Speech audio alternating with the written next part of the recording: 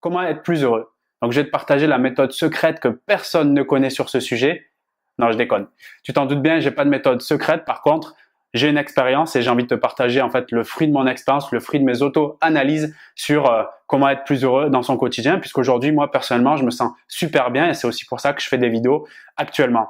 Donc, clairement, il y a un truc que j'ai envie de te partager directement. Moi, j'aime pas l'ambiance, parc d'attractions, montagne russe, tu vois, émotions positives, émotions négatives, constamment. Et j'ai vécu ça et le fait de vivre ça au niveau du quotidien, pour moi, c'est ce que je peux considérer comme être vraiment malheureux, j'ai envie de dire. Puisque finalement, quand il y a beaucoup de pics comme ça permet pas de se dire, tu sais, genre le soir, si on te pose la question, alors t'es bien dans ta vie, t'es heureux, t'as du mal à dire, ah ouais, super, génial, c'est top et tout, tu vois. T'as plutôt le côté négatif qui ressort quand il y a une ambiance montagne russe.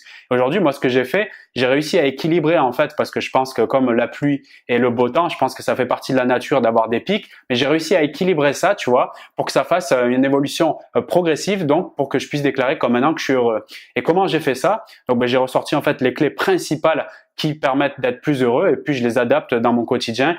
Je travaille dessus en fait tous les jours et je te les partage tout de suite. Donc pour moi, le premier pilier donc qui a travaillé clairement tous les jours et dès aujourd'hui pour être plus heureux, c'est le fait donc de faire un bilan de compétences sur la connaissance de soi, donc sur qui je suis vraiment, donc avec mes qualités et mes défauts et qu'est-ce que j'ai comme compétences actuellement, qu'est-ce que je sais faire qui peut apporter éventuellement de la valeur. Donc là, l'idée, c'est d'aller travailler. C'est le moment qui est le plus difficile pour tous parce qu'en fait, c'est le regard dans son miroir sans baisser les yeux, tu vois. Comme quand je te regarde là dans la caméra, de regarder bien en face, tu vois.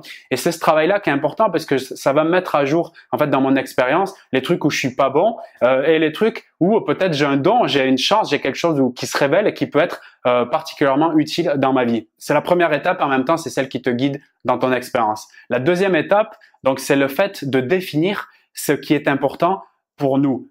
Définir ce qui est important pour nous, ça peut être en termes de valeurs, tu vois, les valeurs fondations. Qu'est-ce qui t'anime vraiment, tu vois, sur quelle énergie te porte. Est-ce que c'est, par exemple, l'énergie de la volonté d'être libre, plus indépendant, autonome, la connexion avec ta famille, le partage avec les gens. Qu'est-ce qui te guide vraiment? Qu'est-ce qui te drive vraiment? C'est très, très, très important de définir ce code de valeur, j'ai envie de dire même.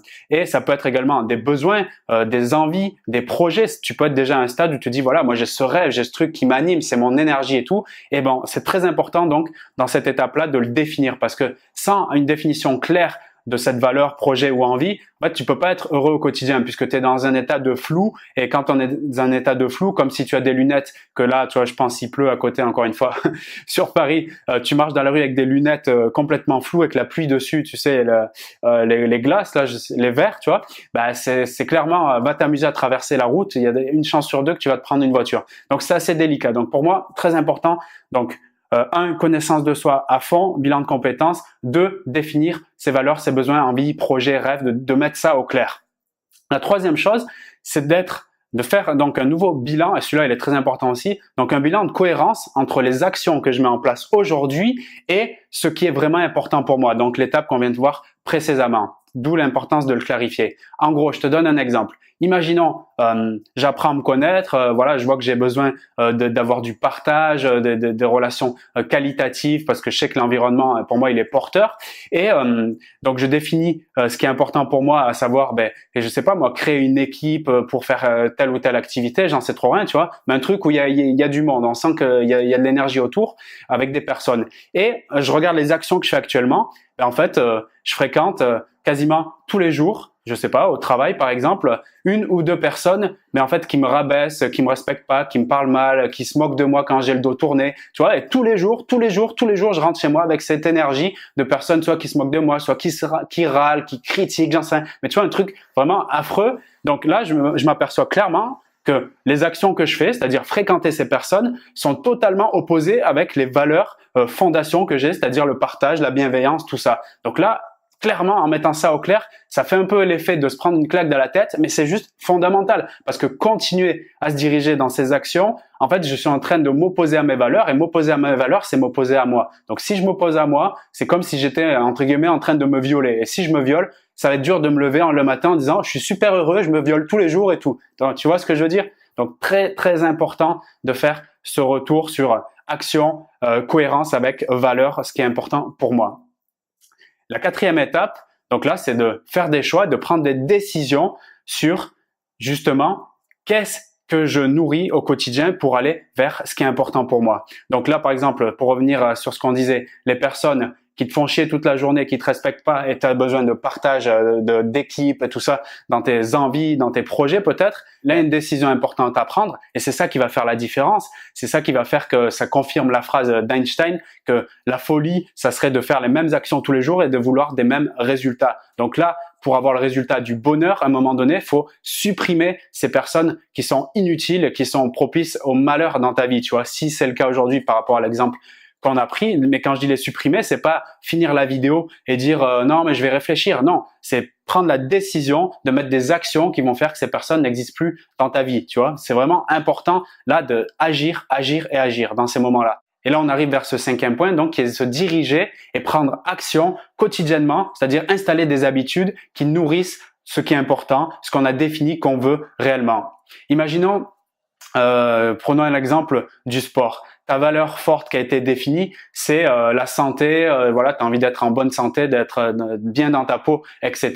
pour pouvoir voilà vivre longtemps et nourrir ta famille, avoir les sourires de tes enfants et tout dans tes bras, tout ça. Et aujourd'hui, donc tu as mis en place, tu as défini par le bilan donc de cohérence action avec envie que tu manges peut-être pas comme il le faudrait, peut-être que tu t'exerces pas physiquement, peut-être que tu fumes des cigarettes ou des choses comme ça, et clairement il y a une incohérence entre les actions que tu mets en place tous les jours et ton envie, ta valeur de bien-être, santé. Donc là, on n'est plus dans le stade où on se laisse aller. Si tu veux vraiment être plus heureux, tu peux pas continuer dès maintenant et tous les jours à manger de cette manière, fumer, etc. si tu es dans ce cas ou dans l'exemple que je prends. Donc là, il faut prendre des décisions fortes et les appliquer au quotidien. Donc faire des petits pas, tu vois, des mini pas, mais qui sont tous les jours en relation avec cette valeur forte de santé et bien-être. Qu'est-ce que ça peut être? Ça peut être de poser un jogging et des chaussures de sport à côté de ton lit le soir avant de se coucher, là, dès ce soir, et le matin, de même pas se laisser réfléchir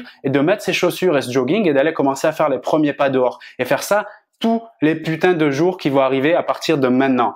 Donc voilà une action forte avec régularité, une action massive qui va t'apporter vers cette valeur santé, bien-être. Et pourtant, l'action, quand tu la regardes, elle n'est pas difficile, mais de la mettre en mouvement, elle t'amène irrémédiablement vers cet objectif santé, liberté. Mais même sur le chemin, sur le processus d'arriver à cet objectif fort, en fait, le niveau de bonheur, il va augmenter instantanément que tu auras fait tes premiers pas avec le jogging. Et c'est bien ça l'enjeu et le but, c'est d'augmenter son bonheur dès maintenant, pas dans 6 ans. Parce qu'en fait, il est déjà là. Il est déjà là. Il y a juste en fait à le retrouver par les étapes qu'on vient de voir là dans cette vidéo.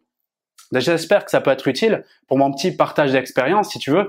Il y a 2 ans de ça, j'étais dans un CDI très confortable, donc je travaillais pour un grand laboratoire pharmaceutique, donc j'avais ma routine, on va dire, j'aurais pu avoir le petit succès CDI comme ça, comme la plupart des gens le perçoivent, et pourtant je me sentais pas à l'aise avec ça. En même temps, je fréquentais pour la plupart des personnes autour de moi des gens qui n'étaient pas favorables en fait à mon développement. C'est-à-dire que quand j'émettais l'idée d'évoluer, de progresser, je sais pas, de créer une entreprise parce que j'avais envie de faire un truc plus grand, je sentais qu'autour de moi il y avait une énergie du non mais c'est pas pour toi, t'es pas capable, reste bien à notre niveau qui est bien faible, nous fais pas remarquer en ayant une réussite s'il te plaît. Et tu vois, dès que j'ai compris ça, je me suis reconnecté, je me suis dit tout de suite, est-ce que mon niveau de bonheur il est élevé? Non, il était très bas. Je me suis connecté tout de suite à ce qui était important. J'ai regardé les actions que je mettais en place au quotidien, si elles nourrissaient mes valeurs fortes. J'ai considéré que c'était absolument pas le cas. Parce que moi, mes valeurs fortes, j'ai défini que c'était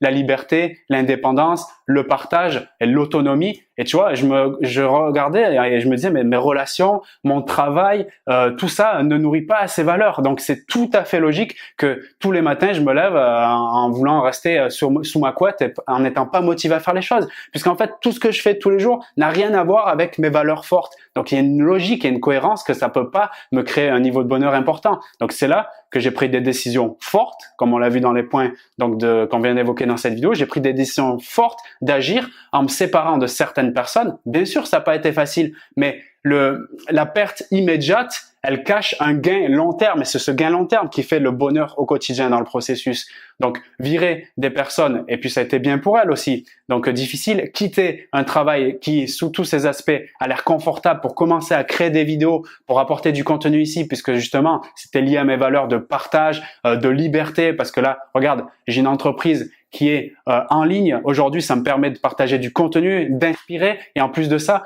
donc de gagner de l'argent pour pouvoir nourrir la liberté. Est-ce que c'est pas génial ça? Je sais qu'il y a des personnes qui me suivent, peut-être toi là notamment, qui sont entrepreneurs, qui font du e-commerce, qui ont des démarches aussi qui sont liées à mes valeurs et c'est peut-être pour ça que ça connecte ensemble. Cette valeur de liberté, cette valeur de connexion, de partage, d'apporter la valeur. Et forcément, tu le vois là dans l'énergie que j'ai, je suis motivé à te partager ça puisqu'en fait, je vais vers ce qui est fait pour moi. Et comment je peux faire ça? Avec ce bilan de connaissances, ce bilan de compétences sur moi-même. J'ai osé à un moment donné, tu vois, je sais que c'est pas le plus facile, mais justement, pour me rendre la vie facile dans le long terme, j'ai dû faire ce choix difficile que regarder dans le miroir et c'est ce que je te propose. Et en regardant dans le miroir, tu vois les réalités, tu vois ta vérité, tu vois qui tu es vraiment. En tout cas, ça se dessine au quotidien. Et ce dessin-là, il est juste magnifique, il est juste merveilleux. Donc, pour la petite histoire, si ça t'intéresse, parce que si tu es encore là dans la vidéo, c'est peut-être t'intéresser pour un peu que je démontre aussi de quoi je parle quand je parle de niveau de bonheur. Quelle action n'était pas en cohérence avec ce que je veux vraiment? Je t'en ai un autre exemple. Ma télé, 3 heures de contenu bidon par jour, que ce soit du Hanouna, de la télé-réalité ou des trucs comme ça. Est-ce que ça nourrissait ma valeur d'indépendance, de liberté, de partage? Que dalle! Donc la télé, virée, encore une fois, pas un choix facile, mais c'est juste une modification d'habitude. À la place de la télé, il y a quoi? Il y a ces livres derrière, il y a ces livres, tous les livres que je lis, les livres audio, etc. Les conférences, les personnes que je rencontre, tout ça augmente irrémédiablement, j'aime bien ce mot dans cette vidéo, irrémédiablement, donc la réussite et cette réussite qui me fait monter naturellement le niveau de bonheur. Donc, et je t'en passe le nombre d'actions que j'ai mis en place, que j'ai changé, que ces grandes décisions que j'ai prises qui me permettent aujourd'hui de me sentir de plus en plus heureux et ça va continuer. Bien sûr, il y a des moments de doute, mais comme je te dis, c'est un équilibre constant plutôt que des montagnes russes, tu vois. Et c'est vraiment tout le bien que je te souhaite. Et si tu as envie d'aller plus loin, si tu veux un accélérateur de réussite et que tu es sensible à mon énergie, tu as plusieurs ressources sur lesquelles je peux t'accompagner, notamment un coaching privé. Donc, il y a quelques places encore disponibles pour cette semaine. Donc, si tu veux améliorer tes relations, tes communications, tes capacités de persuadeur, tes capacités d'influenceur, donc tu as tout ça en dessous de la description de la vidéo. Tu as également toutes les formations donc, que je te propose. Je te mets les 2 premiers liens en dessous de la vidéo. Tu regardes ça et tu vois qu'est-ce qui est intéressant pour toi si tu veux aller plus vite. Je peux t'accompagner dans cette démarche. Je te laisse avec ça et si j'avais juste 3 mots pour résumer en fait cette vidéo pour savoir comment être plus heureux, je dirais investis sur toi et investis sur toi tous les jours à fond. C'est d'ailleurs ce que je vais faire encore une fois ce soir, donc en participant à un cours de Dale Carnegie Training. Je t'en dirai plus si tu veux dans la vidéo de demain. Reste connecté et je te dis salut.